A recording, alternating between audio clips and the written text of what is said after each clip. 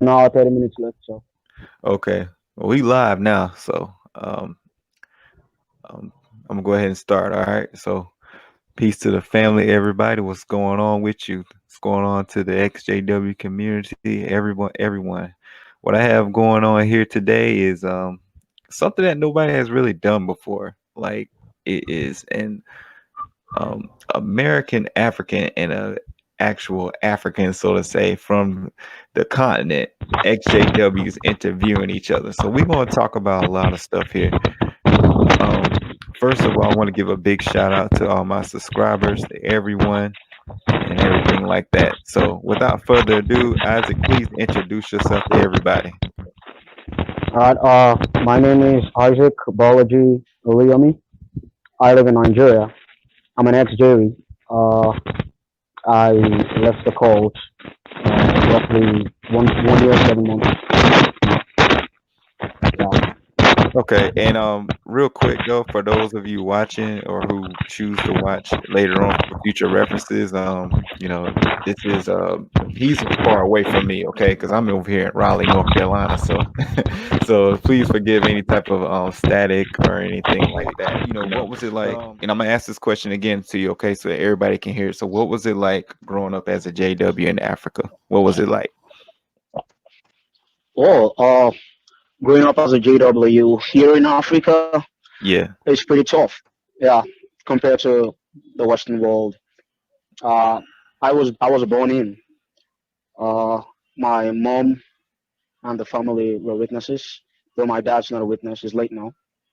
Mm-hmm. But he had no problems with us going to the meetings. And once in a while, he would accompany us to the meetings. So basically, my mom and the relatives, trained us as witnesses, and we grew up as witnesses. Uh, and I was a very very devout witness. Even I had to endure a lot of persecutions in school for not saluting the flag, and Mm. I couldn't even participate in some kind of political activities that children who were in school back then would participate in. So I I couldn't even play with some toys, and I I couldn't even have the friends that I want to have. Mm. My friends were selected for me. So it was really crazy. A lot of my freedom were encroached upon as So. a JV kid. But over the time, when you tend to be repeated something over the Mm-hmm. time, you tend to see that thing as normal. Mm. You understand Okay. what I mean, right? Yeah, it becomes your life basically, and I It mean becomes that. your life, Yeah, exactly, yeah, exactly. And I, yeah. I started seeing not celebrating holidays as normal. I started seeing all of these things as normal. And to be honest, I did enjoy camaraderie of friends back Mm-hmm. then as a witness. Because even though all of my friends were witnesses, I did enjoy Yeah, one or two good camaraderie with some of them. But unfortunately, it turns out that their lovers was conditional.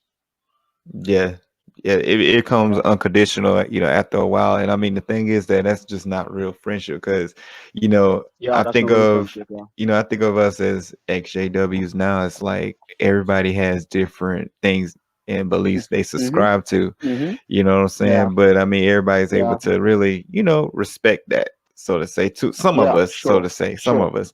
So sure. did you like going out in service? Like, how did you feel about that? Well, to be honest, when I was young, it was my life. Yeah, like I you said loved going before. out in field service, yeah, and I have these goals to want to become a ministerial servant and to want to serve in Bethel. You know, Mm-hmm. I had so many goals, to try to further the organizations. So it was my life basically. But while growing up, shortly after my baptism, I started seeing all of these doubts, and I started realizing that these things are not really, the truth. Something is not adding up. But What I was was not adding confused. up to you? Yeah, I could see the politics being played in the organization, the favoritism being Mm-hmm. played in the organization.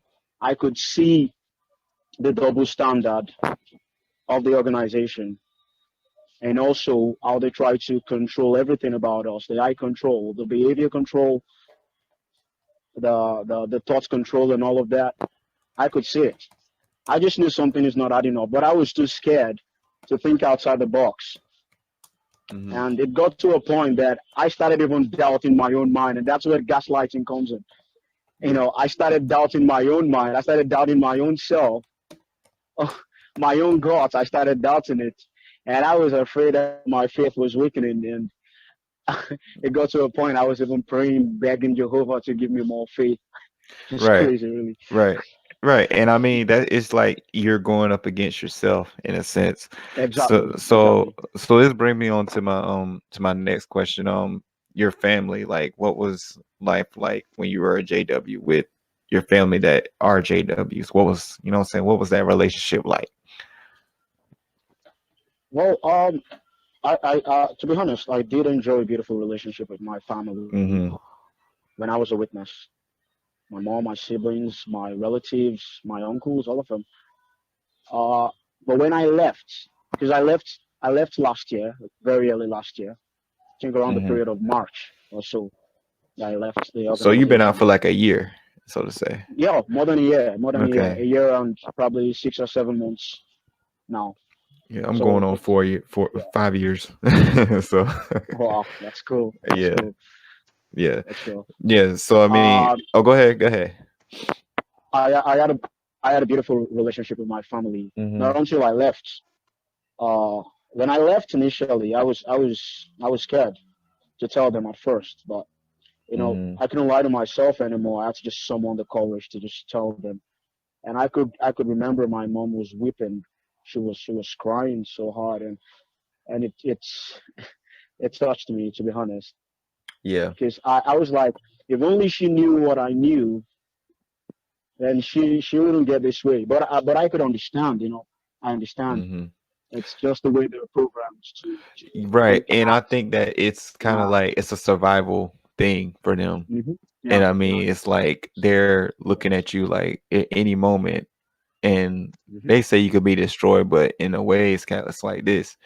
They're like any moment, God is going to kill you at any moment. Great Yeah. tribulation is going to Exactly. come, and my Exactly. son is going to Yeah. die. And my Basically, son, it's a exactly, really exactly, sick. exactly, Yeah, it's a really sick. exactly. Yeah, it's a really sick It's sick and perception. twisted. Really. Yeah, it's Yeah, a sick perception. You're right. yeah, yeah. It It really is. is. So, let me jump back. But So, what were your but like duties in the hall? Like, do you have any so-called privileges?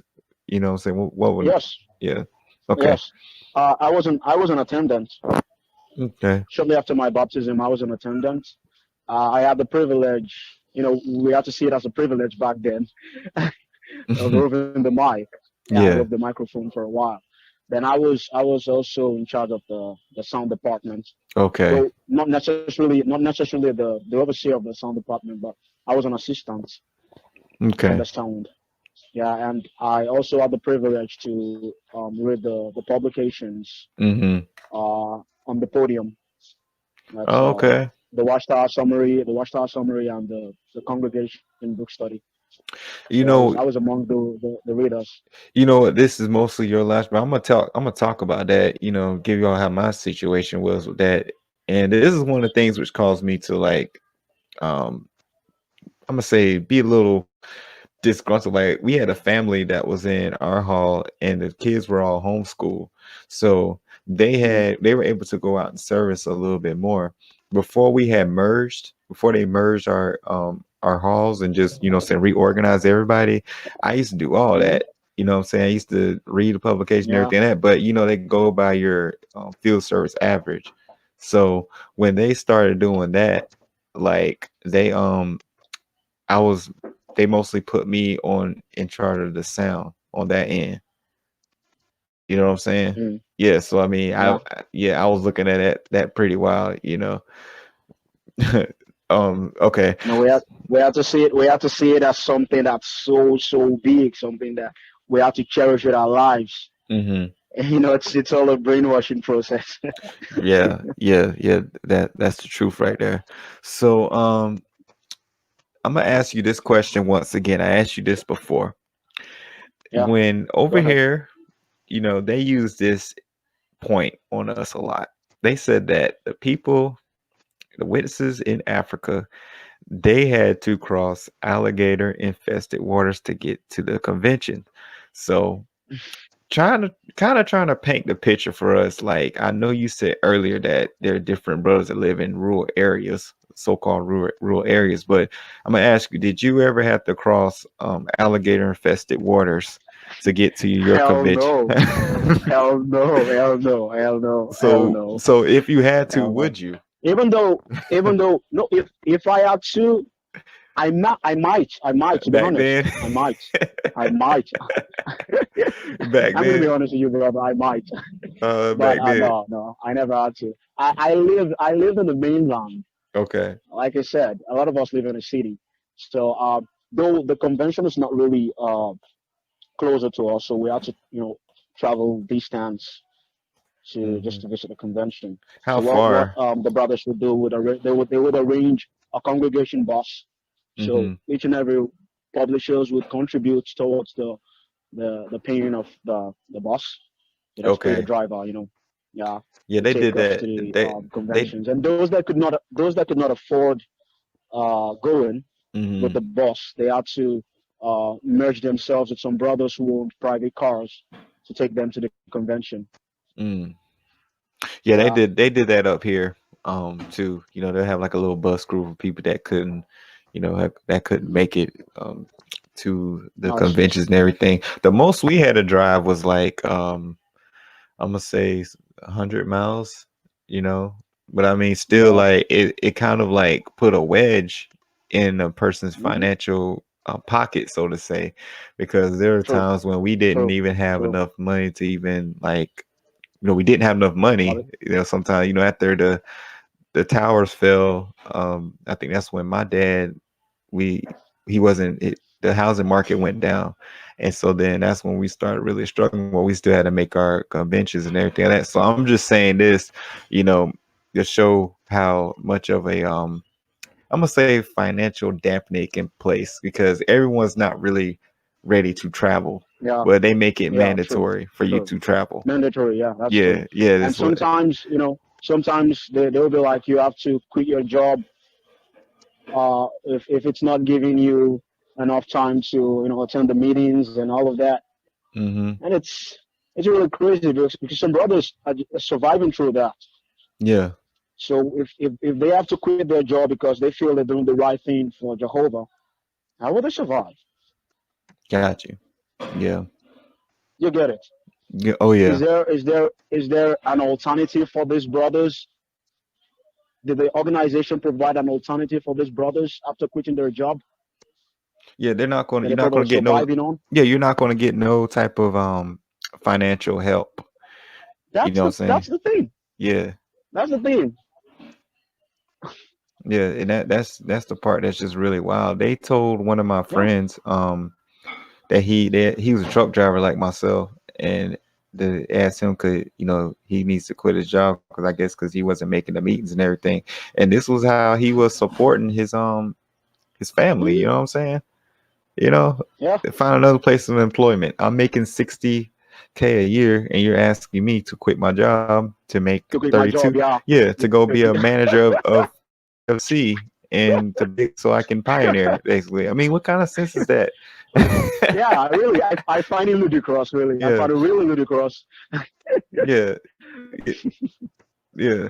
I'm gonna read some in the comments on Jumanji. The apostate, if they had alligator infested waters, it wasn't to the hall, it was to get to anything that was on the other side of the alligator water. That was the card stacking they did. Yeah, that's what Jumanji said. Yeah, Oh my yeah. goodness, that's fucking hilarious. Yeah, It's all a he ploy. It's all a yeah, ploy. yeah, he's a real character, okay? I'm never going to get up to his level of comedy. Like, yeah, he's got some stuff for him. So did you I'm gonna ask you this question, because All right. I'm I'm an American African, you're African. So I'm gonna ask you this question. Did it ever um did it ever stand out to you that we didn't really see any person that looked like us, and then the illustrations in heaven, meaning that we didn't see any. I'm gonna speak on today's vernacular: a black person, a black angel in heaven. Nor did you see us in biblical times, other than the depiction of the Ethiopian eunuch. Did that ever stand out to you? Yeah, they did. They did. I could see the racism. To be honest, I Even could see when the you were in, racism. did it point? Because this is one of the Yeah, topics that I'm yeah, interested yes, in. yes, Mm, yes, yes. I could see it. I could see it very well. And when they're trying to portray those who are worldly in their publications, they portray them with bad. If you mm-hmm, notice, and those who are not worldly, those who are witnesses, they portray them as clean shaven, just to try to pass a message that very bad as a JV is not appropriate, mm-hmm, and without any scriptural reasons to back it all up. It's all just man-made rules. And mm. I could see all of it. I could see all of it. I could I see the racism where I noticed just that I noticed that like when I talk to JWs now about it, a lot of them they deflect from that and they just go off yes, and they start pumping yeah, out Bible scriptures and yeah, everything like that. yeah, You know what I'm saying? yeah. And they just try to That's what I say, call yeah, information bias. yeah, and they try to say that they try to use a thing like, well, our organization accepts all people, but you don't have a Chinese man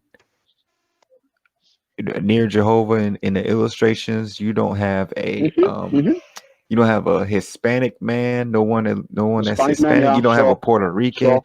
It's Hmm. all Yeah, one particular race. They don't mix it up. race, yes, Yeah, that's true. so I mean, my That's thing true. is, and it's not so much as saying that trying to push, That's true. trying to push And it it. was crazy. Yeah. Yeah, and it was crazy when I saw in one of the publications that I think that should be around the period of the early 90s, should be Mm-hmm. around 1920 or so, where they were like, it's possible that uh, in paradise that every black people might turn to might become white. Yeah, I remember that. You That's one remember of that? yeah, that's the You one know, of the early remember that ones. publication, right? Yeah, yeah, Hmm. I That remember every that. black people, it's possible that the black race are cursed. Mm-hmm. Hmm. Yeah. One of the people. Uh, The funniest thing is that they're gonna tell me the old light now. You know, yeah, yeah. I think yeah, and you can't even find that publication anymore. Oh yeah, no, These people they are keep that on the so route. fucking smart. The publications that goes against what they teach now, they tend to change their beliefs over time, and Yeah. sometimes even reverting back to old teachings. So the publications that contradict their beliefs right now, they Mm-hmm. erase it from their what's it called, from their archives. They Yeah. tend to erase it completely. So when you go online to look for these publications, you won't get to see them there anymore. Yeah. It's just crazy. I think one of the things that they say now, and I had this brought to me in response to, this is coming from my activism. They say, All oh, right. well, y'all still in 1986. It's 2019 now. You know what I'm saying? That was back then. It's not now. Like, okay, so you mean to tell me, okay, you had to go along with that back then and now it's good. So that makes you all apostates now. Because you apostatize from that other understanding now. Hmm. Yeah, yeah. Like, I That will mean, really shut them up. yeah, Or you could be like, what about the brothers that gave up their lives to the teachings back then, or the brothers that were wrongfully imprisoned yeah, to the teachings back then because they believed it to be coming directly from God? What right, about that now? right. What would you say about them? Yeah. True A&R says, glad you woke up, bro. Africa is the cradle of civilization. Yeah, Yeah, yeah. true, So, all right. true, How much more time do you true. think you have? About 20 minutes, you think? Let me check. Hold on, just give me a sec. Okay. Uh, okay, it's 5:54 here. I still got like 20 minutes. Okay, I'm gonna make that just sum it up. What okay, what did you go to? Like, how was your feelings after leaving the organization? Like, what was your feelings like? I mean, feeling what I mean is like, okay, um, yeah, yeah, yeah. What was your feelings after leaving? Like, what was it? How'd you It was feel? like I'll be very honest with you. It was like a huge veil was lifted off my eyes Mm, because I could see everything. I saw beneath the carpet, and I was wowed. And mhm. apart from being wowed, I was disgruntled too.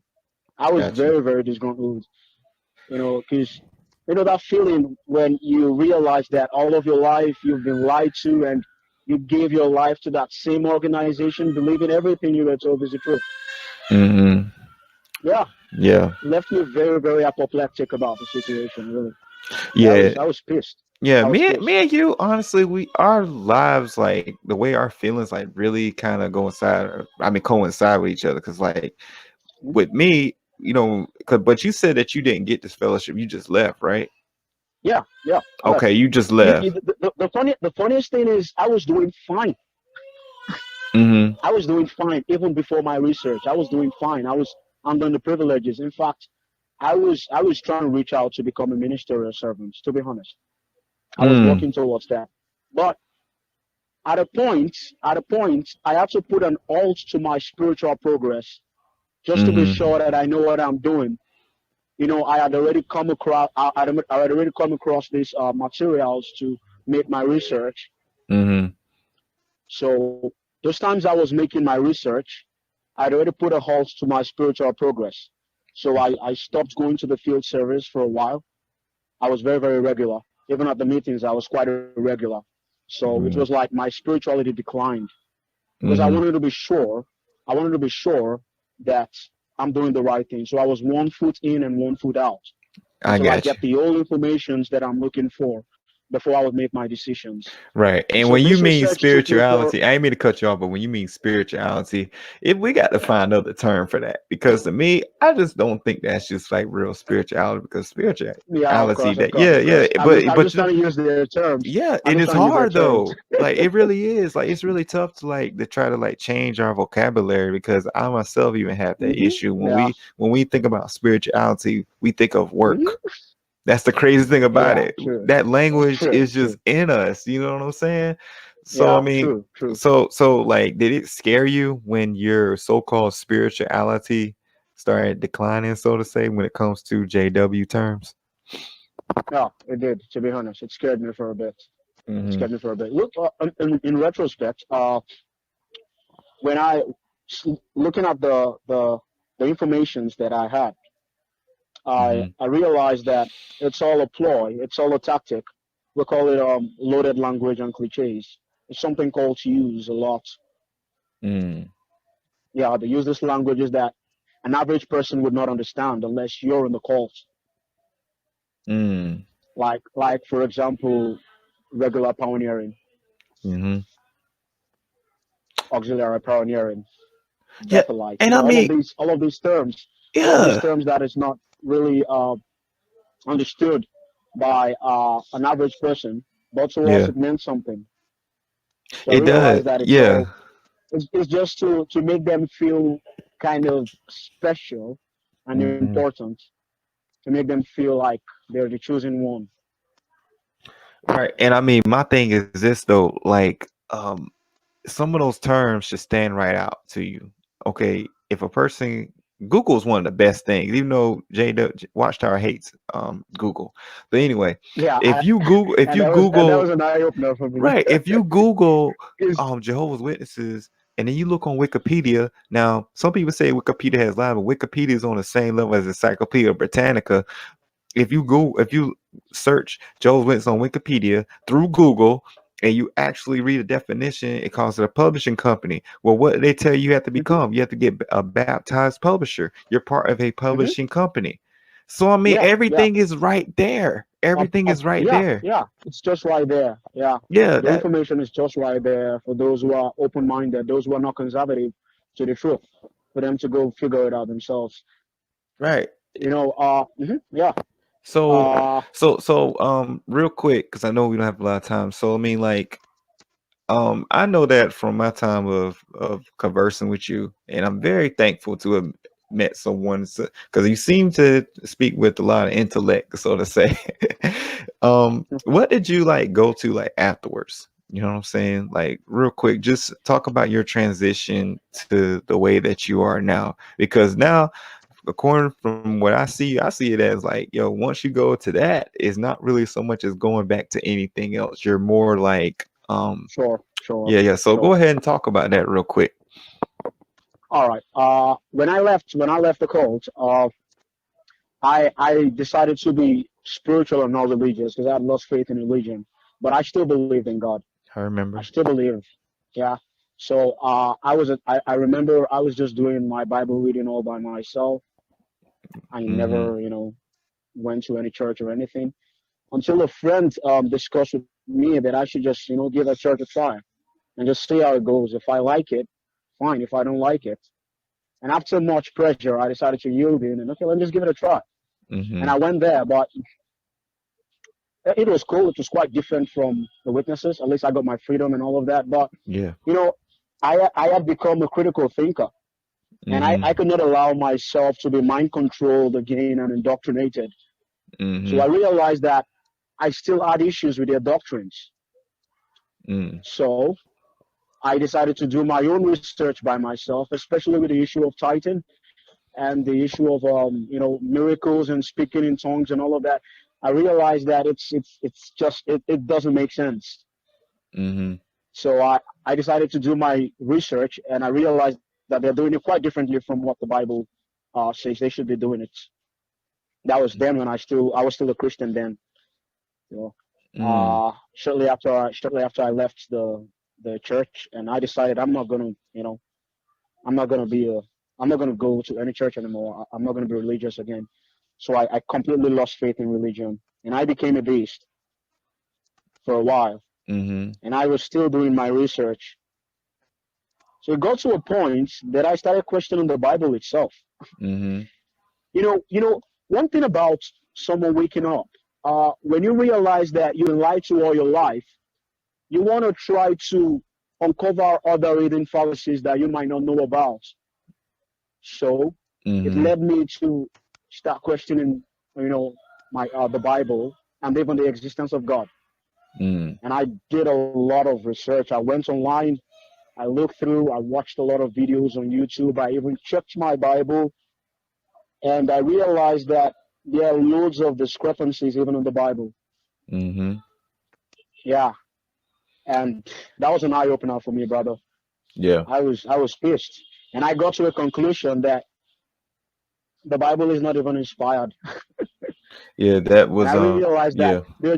they're just some old nutters who patched together, some manuscripts to try to uh, give people some kind of false hope to the greater reality about life. Just give some people some kind of just how am I even gonna put it? Just just something to hold on to Mm-hmm. give them a sense of hope. I got you. So I realized that it's just a tool of subjugation, and I realized that religion is a front to take donations. So that was it for me, brother. I That got was you. it for me. That was it for me. And that was where my agnosticism, uh, started, Mm-hmm. resuscitating. I got you. So Yeah. I mean, I know that you know you've seen some different things, which I've seen. I think you shared something on Facebook one time. I think it was somebody. I think they set off a bomb or something like that not too long ago. I think you had shared something on. I don't know if you can remember or not, but I just remember you sharing that. And I mean, just seeing that, a person can get two things from it. If a person that hasn't done research, they're like, okay, well, I need to look towards the future. Who's going to fix all this? You know what I'm saying? But then a person that's done Yeah. the Yeah. research, they're going to see reality as, okay, this is just the Yeah. world that Yeah. we live Yeah. in. You know what I'm saying? Hmm. This Yeah. is just it. But I mean, one thing for me is that, and I'm just trying to put our lives side by side because we have different walks of life, but we all experience this Hmm. so close to the same things. That's true. One thing for me was just the history of what was going on in that continent. You know what I'm saying? Mm. Like how it Hmm. was brought. And I mean, my thing Hmm. is, it's not something that is indigenous. It's not Yeah. Yeah. indigenous to that continent. And then when I read that in 2006, one of the churches, they actually admitted that. it was a Christian church. They actually admitted they was in the heart of the slave trade.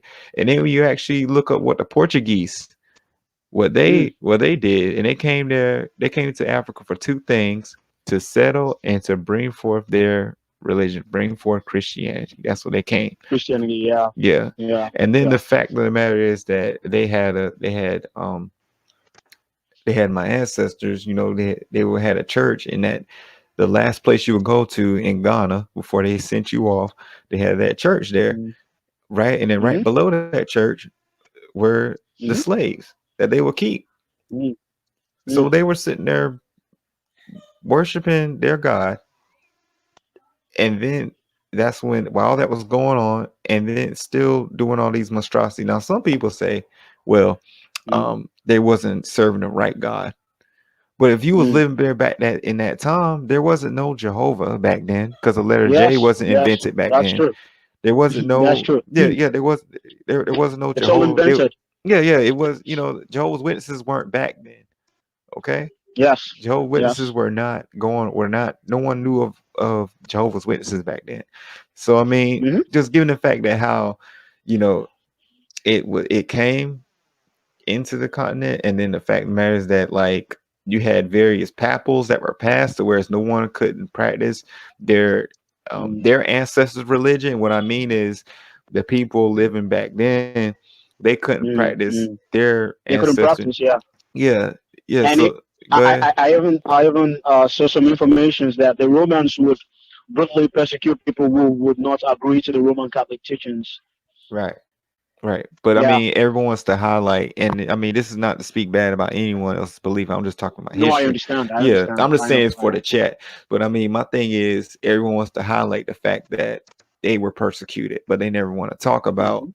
the Talk about it. That's true. persecution when they That's true. got in their level. So it's That's true. basically like this. Okay, you have a person that's being bullied, and then a bully Hmm. becomes friends with the bully, and so then that bully Yeah. goes and he becomes a bully, and he started bullying other people.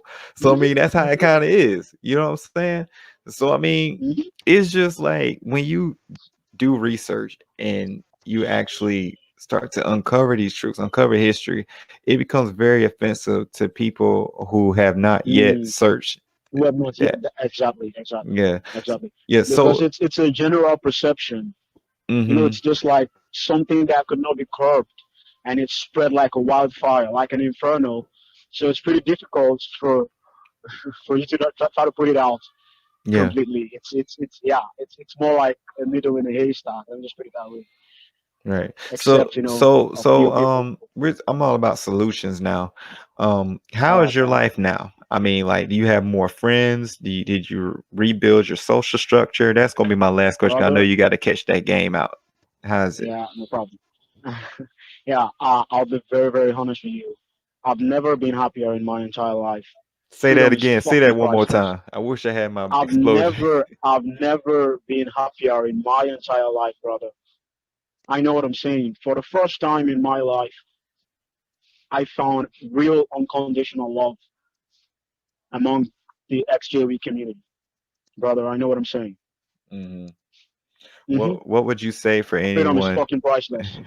Freedom is fucking priceless. what Yeah, brother. what would you say for anyone that's still like in the in it's someone that's still a Jehovah's Witness? Excuse me. Well, I would tell those who are still in the organization that they just need to make their research. It's very, very vital. If they realize that something is not adding up, they need to make their research. Never you doubt your guts. Hmm. That's like what I say, a warning mechanism. That's like a red flag, and put it that way. Mm, Just go and make your research. It's very, very important. Think outside the box. Compare and contrast. Then come to gotcha. your final decision. But if you are someone who is a witness and you don't want to, you're just happy about the teachings, you're not really interested in information, you're not really interested in trying to know the truth. You just like the association there. You just want to you just want to belong to an organization. Then fine, you can go ahead and become a witness. You can go ahead and not make your research. But if you're a critical thinker and you want to uncover the truth for yourself, then I'll advise you to make your research. That's just Mhm. my message to those who are still trapped. Man, that was pretty awesome, man. But I'm gonna go ahead and and let you go because I know that you're limited on time. But I think we really did get it in. All right. And you can, you know, re-look into this video, so it's gonna be on my channel and everything like that. And Okay. King of Faders, I don't know if you know of his channel, but he said I just came in to remind you all that I love those 8 dear faithful brothers in Warwick.